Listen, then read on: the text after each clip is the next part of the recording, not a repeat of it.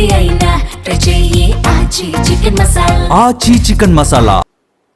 పార్లమెంటులో అసదుద్దీన్ ఓవైసీ మాట్లాడుతూ Revanth Reddy formula best formula, ఈ ఫార్ములా అమలు చేయాలని చెప్పి తన ఫార్ములాను ముఖ్యమంత్రి నోటి నుంచి చెప్పించి ఆ ఫార్ములా ఈరోజు అమలు చేయాలని పార్లమెంటులో అసదుద్దీన్ ఓవైసీ డిమాండ్ చేస్తా ఉన్నాడు.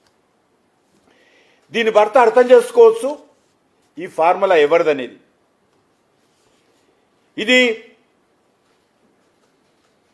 మాది ధనిక రాష్ట్రము, మా దగ్గర రెవెన్యూ జనరేషన్ ఎక్కువగా ఉంటుంది, మాకు సీట్లు ఎక్కువగా ఉండాలని ఈ హైబ్రిడ్ ఫార్ములాలో రేవంత్ రెడ్డి అసదుద్దీన్ ఓవైసీ చెప్తా ఉన్నారు. అంటే నేను ఒకటే మొన్న కూడా ప్రశ్నిస్తున్నాను, ఈరోజు హైదరాబాద్ నగరంలో 70% రెవెన్యూ తెలంగాణ రాష్ట్రానికి హైదరాబాద్ రంగారెడ్డి జిల్లాల నుంచి వస్తుంది. మరి మిగతా జిల్లాలకు కోత పెట్టి, మిగతా జిల్లాలకు ఎసరు పెట్టి హైదరాబాద్ రంగారెడ్డి జిల్లాలలో మాత్రమే సీట్లు పెంచాలని రేవంత్ రెడ్డి అసదుద్దీన్ ఓవైసీ లేక కేటీఆర్ కోరుతున్నాడా చెప్పాల్సినటువంటి అవసరం ఉంది. మహబూబ్నగర్ కానీ, నల్గొండ కానీ, వరంగల్ కానీ, ఆదిలాబాద్ కానీ, ఖమ్మం కానీ, కరీంనగర్ కానీ, నిజామాబాద్ కానీ, మెదక్ కానీ ఈ జిల్లాలలో సీట్లు పెరగాల్సిన అవసరం లేదా? కాబట్టి రెవెన్యూ ఇక్కడ వస్తుంది కాబట్టి, ఇక్కడ ధనవంతులు ఉన్నారు కాబట్టి, ఇక్కడ అధికారులు ఉన్నారు కాబట్టి, ఇక్కడ కార్పొరేట్ ఆఫీసులు ఉన్నాయి కాబట్టి, ఇక్కడ రెవెన్యూ వస్తుంది కాబట్టి ఇక్కడనే పెంచాలనేది ఏదైతే రేవంత్ రెడ్డి ఫార్ములాలో మరి ఇమిడి ఉన్నది. అంతేకాదు మేము ధనవంతులము, మేము ఎక్కువ పన్ను కడుతున్నాము, మాకు ఓటింగ్ రైట్ ఎక్కువ ఉండాలా, మాకు రిజర్వేషన్ ఉండాలా అని రేపు ఎవరైనా మరి భూస్వాములు ఉంటే భూస్వాములు, కార్పొరేట్ అధినేతలు ఉంటే కార్పొరేట్ అధినేతలు రేపు డిమాండ్ చేయవచ్చా, మాకు రిజర్వేషన్స్ కావాలని అడగవచ్చా? ఈరోజు అసదుద్దీన్ ఓవైసీ కాంగ్రెస్ పార్టీ చెప్పాల్సినటువంటి అవసరం ఉంది. ముఖ్యంగా నేను ఒకటే కోరుతా ఉన్నాను, ఎంఐఎం పార్టీ మహిళల యొక్క హక్కులకు వ్యతిరేకమైనటువంటి పార్టీ. ఏ రకమైనటువంటి హక్కులు, ఏ రకమైనటువంటి అధికారాలు, అది సామాజికంగా కానీ, రాజకీయంగా కానీ, ఆర్థికంగా కానీ మహిళలకు ఉండకూడదని కోరుకునేటువంటి party Majlis party, MIM party. అలాంటి పార్టీతో కాంగ్రెస్ పార్టీ, అలాంటి పార్టీతో బీఆర్ఎస్ పార్టీ అంట కాగి ఈరోజు ఈ యొక్క రిజర్వేషన్స్ యొక్క చట్టాన్ని, నియోజకవర్గాల పునర్విభజన చట్టాన్ని ఈరోజు అడ్డుకుంటున్న విషయాన్ని సందర్భంగా మనవేస్తున్నాను. అంతేకాదు మహిళల రిజర్వేషన్ జరిగితే ఓల్డ్ సిటీలో మహిళా పాపులేషన్ ఎక్కువ, మజ్లిస్ డామినేటెడ్ ఉన్నటువంటి ఏరియాలో మహిళల పాపులేషన్ ఎక్కువ. ఎక్కడ మహిళలకు మజ్లిస్ పార్టీ ఎమ్మెల్యేలు ఉన్నటువంటి ప్రాంతంలో, మహిళల ఎంపీ ఉన్నటువంటి ప్రాంతంలో ఎక్కడ మహిళలకు రిజర్వేషన్ జరుగుతుందనేటువంటి కుట్రతో, మహిళల మీద వివక్షతతో, మహిళల మీద అక్కస్తో, మహిళల మీద కక్షతో ఈరోజు ఎంఐఎం పార్టీ ఈ యొక్క రిజర్వేషన్స్ వ్యతిరేకిస్తుంటే దానికి రేవంత్ రెడ్డి వంత పాడతాడు, దానికి ఈరోజు కేటీఆర్ వంత పాడతాడు. నేను ఒకటే అడుగుతా ఉన్నాను, మత ఛాదసవాదంతో ఎంఐఎం పార్టీ తన ఇన్ఫ్లుయెన్స్ను ఈ రెండు పార్టీల మీద మరి ప్రయోగిస్తున్నది. నేను ఒకటే అడుగుతా ఉన్నాను, అనేక సంవత్సరాలుగా జిహెచ్ఎంసీలో కార్పొరేషన్లో మహిళలకు సీట్లు ఉన్నాయి. ఎంఐఎం పార్టీ నుంచి తప్పని పరిస్థితుల్లో పెట్టారు పోటీకి. ఏ ఒక్క కార్పొరేటర్ పేరైనా సరే, సుమారు 30 సంవత్సరాలు అయింది కదా, మహిళా కార్పొరేటర్స్ అక్కడక్కడ మజ్లిస్ పార్టీ గెలుస్తున్నారు కదా, ఏ ఒక్క కార్పొరేటర్ అయినా, ఎవరైనా కార్పొరేటర్ పేరు హైదరాబాద్ నగరంలో చెప్పగలుగుతారా? వాళ్ళని కార్పొరేటర్ అయినా కూడా ఇంటి నుంచి కాలుకు బయట పెట్టనివారు. వాళ్ళు కార్పొరేటర్గా గెలిచిన తర్వాత కూడా వాళ్ళకి ఏ రకమైనటువంటి హక్కులు అధికారాలు మజ్లిస్ పార్టీ ఇవ్వదు. వంటింటి కుందేలుగానే చూస్తారు. వాళ్ళందరూ కూడా వంటకు మాత్రమే పరిమితం కావాలి, పిల్లలు కనేటువంటి మిషన్లుగా మాత్రమే మహిళలు ఉండాలి, ఎంఐఎంకు మద్దతుగా జనాభా పెంచాలి. ఇది ఎంఐఎం యొక్క ప్రాంతం. అంతే తప్ప మహిళల హక్కుల గురించి ఏ రోజు కూడా ప్రయత్నం చేయరు. నేను ఇంతకుముందు చెప్పినట్టు మహిళా కార్పొరేటర్స్ వాళ్ళ అధికారాలు ఏ రకంగా తొక్కి పెడుతున్నారో, ఏ రకంగా వాళ్ళ సెక్షన్ అణిచివేస్తూ ఉన్నారో మనకందరికీ తెలుసు. అందుకే నేను తెలంగాణ ప్రజలను, తెలుగు ప్రజలను, దక్షిణ భారతదేశ ప్రజలను కోరుతా ఉన్నాను. దక్షిణ భారతదేశానికి మేలు జరిగే విధంగా ఉండాలనేటువంటిదే నరేంద్ర మోడీ గారు కొత్త ఫార్ములా. నేను ఒక పార్టీ ఇండ్ల మీద జెండాలు ఎగరేస్తాం, నల్ల బట్టలు వేసుకొని తిరుగుతాము. మీరు ఇప్పుడు వేసుకున్నా వేసుకోకపోయినా భవిష్యత్తులో మీకు మిగిలేది నల్ల బట్టలు మాత్రమే. మీ ఇండ్ల మీద నల్ల జెండాలు ఎగరేసుకోవడం మిగులుతుంది. ఎక్కువ రోజులు, ఎక్కువ సార్లు ప్రజలను మభ్యపెట్టేటువంటి ప్రయత్నము, మోసం చేసేటువంటి ప్రయత్నము జరగదు. ప్రజలు చాలా చైతన్యమైనటువంటి ప్రజలు. నేను ఈరోజు అడుగుతా ఉన్నాను, దక్షిణ భారతదేశానికి ఈ ఫార్ములా లాభం చేకూరుస్తుందా, నష్టం చేకూరుతుందా? దమ్ము ధైర్యం ఉంటే ఈ పార్టీలు సవాల్ చేయాల్సిందిగా కోరుతా ఉన్నాను, చర్చకు రావాల్సిందిగా కోరుతా ఉన్నాను. కానీ వితండవాదంతో కాదు, వాస్తవిక దృక్పథంతో రండి. చర్చించడానికి కేంద్ర ప్రభుత్వం సిద్ధంగా ఉంది. కానీ అదే ఇన్ని రోజులు ఏం మాట్లాడారు, ఇప్పుడేం మాట్లాడుతున్నారు. ఇన్ని రోజులు మాట్లాడింది ఒక మాట, ఈరోజు ఒక మాట. మీరు రాజకీయ దురుద్దేశంతో తీసుకొస్తున్నారు. అదే దక్షిణ భారతదేశానికి నష్టం జరగొద్దు, తెలంగాణకు నష్టం జరగొద్దు, ఆంధ్రప్రదేశ్కు నష్టం జరగొద్దు, కర్ణాటక నష్టం జరగొద్దు, కేరళకు నష్టం జరగొద్దు, తమిళనాడుకు నష్టం జరగొద్దు అనేటువంటి ఉద్దేశంతో ప్రజల యొక్క సెంటిమెంట్ను అర్థం చేసుకొని ఉత్తర భారతదేశంలో జనాభా పెరిగినప్పటికీ కూడా, బీహార్లో జనాభా పెరిగినప్పటికీ కూడా, మధ్యప్రదేశ్లో, రాజస్థాన్లో జనాభా పెరిగినప్పటికీ కూడా, దక్షిణ భారతదేశంలో జనాభా తగ్గినప్పటికీ కూడా అన్ని రాష్ట్రాలకు సమాన స్థాయిలో, సమాన నిష్పత్తిలో సీట్లు పెంచుదాము.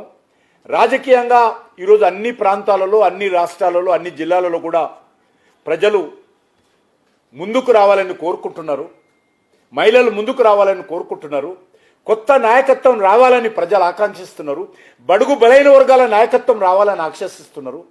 కాబట్టి ఆ వర్గాలకు మేలు చేయాలి, ఆ వర్గాలకు న్యాయం జరగాలి. దక్షిణ భారతదేశంలో కూడా ఆ దిశలోనే ప్రజలు ఉండాలనేటువంటి ఆలోచనతో నరేంద్ర మోడీ గారి ప్రభుత్వం ఒక సమాన న్యాయము, సమాన నిష్పత్తి, సమాన పెంపు, వివక్షకు తావు లేకుండా, అన్యాయానికి తావు లేకుండా, విభేదాలకు తావు లేకుండా ఈ యొక్క ఫార్ములాను అందరికంటే ముందు ఎవరు సమర్థించాలంటే దక్షిణ భారతదేశానికి సంబంధించినటువంటి రాజకీయ పార్టీలు. దక్షిణ భారతదేశం అన్యాయం అయిపోతుంది, మేము యుద్ధం చేస్తాము, విడిపోతామని చెప్పడం కాదు. ఈరోజు నరేంద్ర మోడీ గారికి ఫోటో ఈరోజు రాజకీయ పార్టీల ఆఫీసుల్లో పెట్టాలి. ఎందుకంటే ఎక్కడ కూడా అన్యాయం జరగకుండా దక్షిణ భారతదేశానికి ఈరోజు న్యాయం చేసేటువంటి అద్భుతమైనటువంటి పరిపాలన. నేను ఒకటే అడుగుతా ఉన్నాను, మీరు ఏపీ విభజన బిల్లో తెలంగాణకు సంబంధించినటువంటి 119 స్థానాలను 153 స్థానాలకు పెంచాలని ప్రతిపాదించారు కదా, ఏ ప్రాతిపాదికన పెంచారో చెప్పండి. మరి మీరు అప్పుడు చట్టం పాస్ చేశారు కదా, ఏ ప్రాతిపాదికన పెంచారు? ఆంధ్రప్రదేశ్లో పునర్విభజన చట్టంలో 175 నుంచి 225 చేయాలనుకుంటున్నారు కదా, మరి ఏ ప్రాతిపాదికన చేస్తున్నారో ఈరోజు కాంగ్రెస్ పార్టీ చెప్పగలుగుతుందా? రేవంత్ రెడ్డి చెప్పగలుగుతాడా? రాహుల్ గాంధీ చెప్పగలుగుతాడా అడుగుతాను. లేదు, వాస్తవ విరుద్ధాలుగా ఆ రోజు మీరు మాట్లాడారు. అంతేకాదు ఈరోజు మరి కర్ణాటకలో 28 సీట్లుంటే జనాభా పెరుగుదలతో ఇబ్బంది లేకుండా, జనాభా తగ్గినప్పటికీ కూడా ఈరోజు 42 సీట్లు పెరిగేటువంటి అవకాశం ఉంది. 28 నుంచి 42 సీట్లు పెరిగేటువంటి అవకాశం ఉంది. ఆంధ్రప్రదేశ్లో 25 సీట్లుంటే జనాభా పెరుగుదల తగ్గినప్పటికీ కూడా 38 సీట్లు పెంచేటువంటి అవకాశం ఉంది. తెలంగాణలో 17 సీట్లుంటే జనాభా తగ్గినప్పటికీ కూడా 26 సీట్లు తెలంగాణలో పార్లమెంట్ సీట్లు పెరిగేటువంటి అవకాశం ఉంది. తమిళనాడులో ప్రస్తుతం 39 సీట్లుంటే చాలా అడ్డంగా అరుస్తుంటారు డిఎంకే పార్టీ నాయకులు. స్టాలిన్ గుండె కొట్టుకుంటాడు. ఆయన ఎందుకు కొట్టుకుంటాడో, పీఠాలు కదిలిపోతున్న ఎలక్షన్తో భయంతో తన కుటుంబ ప్రాబల్యమే ఉండాలి, కరుణానిధి కుటుంబమే పెత్తనం, తెలంగాణ డిఎంకే సంబంధించినటువంటి పెత్తనము తమిళనాడు మీద ఉండాలనేటువంటి దుర్మార్గపు ఆలోచనతో దోచుకున్నది సరిపోదని, ఇంకా ఎవరు బడుగు బలైన వర్గాలు తమిళనాడులో రాకూడదని ఈరోజు 39 నుంచి 59 పెరుగుతున్నప్పుడు కూడా అబద్ధాలు సృష్టిస్తున్నాడు, తప్పుడు ప్రచారం సృష్టిస్తున్నాడు. కేరళలో 20 సీట్లున్నాయి, ఇప్పుడు 30 సీట్లు పెరుగుతాయి. ఇది వాస్తవాలను కళ్ళ ముందు కనిపించేటువంటి వాస్తవాలను ఈ రకంగా ఉంటే ఈరోజు మీరు తప్పుడు ప్రచారం చేయడం, మరి ఇదే నిష్పత్తిలో ఉత్తరప్రదేశ్ ఉంటుంది, ఇదే నిష్పత్తిలో బీహార్లో ఉంటుంది, ఇదే నిష్పత్తిలో ఉత్తర భారతదేశం ఉంటుంది, ఇదే నిష్పత్తిలో మధ్య భారతదేశం ఉంటుంది. అసెంబ్లీ సీట్లు కూడా ఇదే విధంగా ఉంటాయి. అసెంబ్లీ సీట్లు కూడా తెలంగాణలో 50% పెరుగుతాయి. ఎందుకు వద్దంటున్నారు చెప్పాలి రేవంత్ రెడ్డి. ఎందుకు వద్దంటున్నారో 50% అసెంబ్లీ సీట్లు పెరిగితే మీకు వచ్చేటువంటి నష్టమైంది చెప్పాల. తెలంగాణ రాష్ట్రంలో 50% సీట్లు పెరిగితే అనేక కొత్త యువత పోటీ చేయడానికి అవకాశం ఉంటుంది. అనేక మంది మహిళలు ఈరోజు ధైర్యంగా రాజకీయ రావడానికి అవకాశం ఉంటుంది. ఎందుకు అడ్డుకుంటున్నారు? అందుకే తెలంగాణ ప్రజలను కోరుతా ఉన్నాను, ఈరోజు దీనిపైన మరి వీళ్ళు చేస్తున్నటువంటి కుట్రలు కుతంత్రాలకు వ్యతిరేకంగా నిలదీయాల్సినటువంటి అవసరం ఉంది. ఈ రాజకీయ పార్టీలను ప్రశ్నించాల్సిన అవసరం ఉంది. ఓ తెలంగాణ, ఈ ప్రశ్నించి రాజకీయ పార్టీలను, ఈ సీట్ల పెంపుదలను వ్యతిరేకంగా, మహిళల రిజర్వేషన్స్ వ్యతిరేకంగా మాట్లాడుతున్నటువంటి రాజకీయ పార్టీ నాయకులను అడుగున అడ్డుకోవాల్సిందిగా నేను కోరుతా ఉన్నాను. ధన్యవాదాలు. అంటే ఏదైనా ఒక బిల్లు పాస్ అయితే చిన్న విషయం అర్థం చేసుకోండి. కాంగ్రెస్ పార్టీ నాయకులకు వాళ్ళు తప్పుడు ప్రచారం చేస్తారు, ఎందుకంటే వాళ్ళకు తప్పుడు ప్రచారం చేయడమే ఏకైక విధానం. నరేంద్ర మోడీ గారు ఏది చేసినా, ఆయన నరేంద్ర మోడీ గారు అడుగు తీసి అడిగేస్తే వాళ్ళకు చెడు కనిపిస్తుంది. నరేంద్ర మోడీ గారు బట్టలు వేసుకుంటే చెడు కనిపిస్తుంది. నరేంద్ర మోడీ గారు మరి బీసీ నుంచి వచ్చినందుకు కూడా వాళ్ళకి చెడు కనిపిస్తుంది. ఏదైనా పార్లమెంటులో ఒక బిల్లు పాస్ అయితే ఆ బిల్లు అమెండ్మెంట్ చేయాలంటే గెజిట్ నోటిఫై చేయాలి. గెజిట్ నోటిఫై కాకుండా అమెండ్మెంట్ చేయడానికి వీల్లేదు. చిన్న విషయం ఇది, చాలా సింపుల్ విషయం ఇది.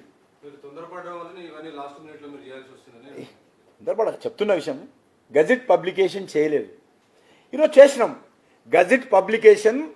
ఈ యొక్క మహిళల రిజర్వేషన్ బిల్ ఏదైతే పాస్ అయిందో పార్లమెంటులో ఉభయ సభల్లో, దాన్ని ఈరోజు గెజిట్ పబ్లికేషన్ చేసిన తర్వాత మళ్ళీ పార్లమెంటులో బిల్లు అమెండ్మెంట్ చేయడానికి అధికారం ఉంటుంది. కాబట్టి అమెండ్మెంట్ జరుగుతున్నది కాబట్టి ఈరోజు 4 గంటలకు దానిపైన ఓటింగ్ జరుగుతుంది కాబట్టి అమెండ్మెంట్ చేశాను తప్ప ఇందులో భయపడిపోయారు, వెనుక తీసుకున్నారు. నరేంద్ర మోడీ గారు ప్రభుత్వం భయపడేటువంటి ప్రభుత్వం కాదు. బిల్లు పాస్ అవుతుంది. బిల్లు పాస్ అయినా పాస్ కాకపోయినా ఈరోజు దేశంలో ఉన్నటువంటి ఆడబిడ్డలు, దేశంలో ఉన్నటువంటి యువత, దేశంలో ఉన్నటువంటి బడుగు బలైన వర్గాల ప్రజలు, దేశంలో రాజకీయాలలో పైకి రావాలని కోరుకుంటున్నటువంటి ఆయా రాజకీయ పార్టీలో ఉన్నటువంటి 2వ తరం యువత ఖచ్చితంగా ఈ పార్టీలకు బుద్ధి చెప్తారు. ఆ విషయంలో తేల్చుకుంటాం. ఈ తేజస్వి సూర్య నిన్న కామెంట్ చేశాడు. అది అది పార్లమెంట్లో మాట్లాడాను. అంటే అది రాష్ట్ర వ్యాప్తంగా కూడా చర్చ అది అందుకని రాత్రి సపోర్ట్ చేసింది బీజేపీ అంశాన్ని అంటారు. అది రా అది అది రా అది అది అది రాత్రి పార్లమెంటులో ఆయన తప్పైందన్నాడు, నేను కూడా తప్పైందని చెప్పాను. ఇంకేం చెప్తాను, పొరపాటు జరిగింది, దాన్ని తప్పైందని ఒప్పుకున్నాడు ఆయన. వీళ్ళందరూ కూడా గతంలో ఈ బిల్లుకు సమర్థంగా ఓటేసిన వాళ్ళు. మేమందరం ఇండైరెక్ట్గా మాట్లాడితే సారీ అన్నారు. అందరు నిన్న ప్రధానమంత్రి గారు స్వయంగా చెప్పారు కదా ఈ విషయము. నేను అందరితో మాట్లాడాము, ఒప్పుకున్నారు. ఇప్పుడు పార్లమెంట్లో వచ్చిన తర్వాత మళ్ళీ దాన్ని అడ్డుకుంటున్నారు. ఎందుకు ఈరోజు కొత్త వాళ్ళకు అవకాశం ఇవ్వద్దు? ఈ కుటుంబాల చేతిలో ఉండాలి రాజకీయాలన్నీ కూడా. స్టాలిన్ అంటున్నారు దాన్ని మీరు లిఖితపూర్వకంగా ఎందుకు పెట్టట్లేదు? చెప్తారు కానీ మీరు చట్టం ఎందుకు పెట్టట్లేదు? అట్లా చెప్పానండి, లిఖితపూర్వకంగా పెడితే సపోర్ట్ చేస్తామని అన్ని పార్టీలు చెప్పానండి. పార్లమెంట్లో ఏ చట్టమైనా అట్లే ఉంటుంది. 50% మీరు అంటే మాటలు నోటి మాట 4 గంటల ఓటింగ్ జరగబోతుంది. సో ఎట్లా వివరించబోతున్నారు? ఏం వివరించేది ఉంటే పార్లమెంట్లో ప్రజలు చూస్తున్నారు. ఇది సీక్రెట్ లేదు ఇక్కడ. ఎవరెవరు బిల్లుని అడ్డుకుంటున్నారో, ఎవరెవరు మహిళా రిజర్వేషన్ వ్యతిరేకిస్తారో, ఎవరైతే కొత్త తరం రాజకీయ నాయకులు రాజకీయాలు రాకూడదు అనుకుంటారో, ఎవరైతే తమ కుటుంబాల చేతుల్లో చేతుల్లో రాజకీయాలు ఉండాలని కోరుకుంటున్నారో అందరి విషయం 4 గంటలకు ఓటింగ్లో బయటపడుతుంది. ప్రజలే దాన్ని చూస్తారు.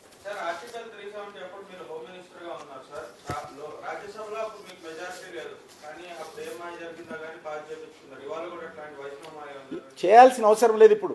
ఆ రోజు కూడా మాయం చేయలేము. మేము అన్ని పార్టీలతో మాట్లాడాము. దేశ భవిష్యత్తు దృష్ట్యా, దేశ రక్షణ విషయం దృష్ట్యా వాళ్ళను ఏకం చేశాము. ఈరోజు కూడా ఆ ప్రయత్నం చేశాం. మేము ఇంకా చేస్తున్నాము, జరగాలని కోరుకుంటున్నాం. అబ్సల్యూట్లీ. ఈరోజు మహిళా రిజర్వేషన్ విషయంలో కొత్త తరం రాజకీయ నాయకులకు, బడుగు బలైన వర్గాలకు అవకాశం ఇచ్చే విధంగా ఈరోజు నరేంద్ర మోడీ గారు అసెంబ్లీ సీట్లు, పార్లమెంట్ సీట్లు పెంచేటువంటి ప్రయత్నంలో ఎవరైతే అడ్డుకుంటారో వాళ్ళు ఖచ్చితంగా ఈ దేశంలో చరిత్రహీనులుగా మిగిలిపోతారు.